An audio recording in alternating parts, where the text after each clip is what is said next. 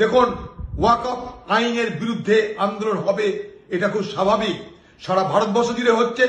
কংগ্রেস পার্লামেন্টের মধ্যে করেছে, পার্লামেন্টের বাইরে করছে। রাহুল গান্ধীর নেতৃত্বে সারা ভারতবর্ষ জুড়ে আমরা ওয়াকফ বোর্ডের আইনের বিরোধিতা করছি এবং করব।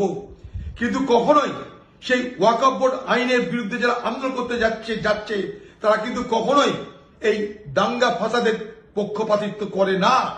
তাদের সেই আন্দোলনের সুযোগ নিয়ে কিছু দুর্বৃত্ত তারা এই বাতাবরণকে উত্তেজিত করছে। সেভাবে দুর্বৃত্ত কারা, সেই দুর্বৃত্তর আমি দায়িত্ব নিয়ে বলতে পারি তৃণমূল দলের সদস্যরা।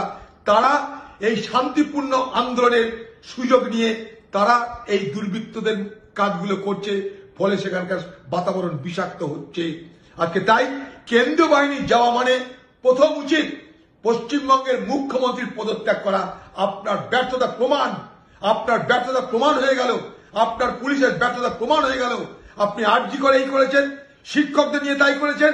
আজ পশ্চিমবঙ্গের সমাজের যে শান্তিপূর্ণ বাতাবরণ ছিল, সাম্প্রদায়িক সম্প্রীতি ছিল, সেখানেও আপনি ব্যর্থ হয়েছেন। এর লজ্জা নিয়ে, এই অপদার্থতা নিয়ে, আপনার দায়িত্ব কাঁধে নিয়ে যদি এতটুকু আপনার নৈতিকতা থাকে, পদত্যাগ করুন মমতা ব্যানার্জি, পদত্যাগ করুন।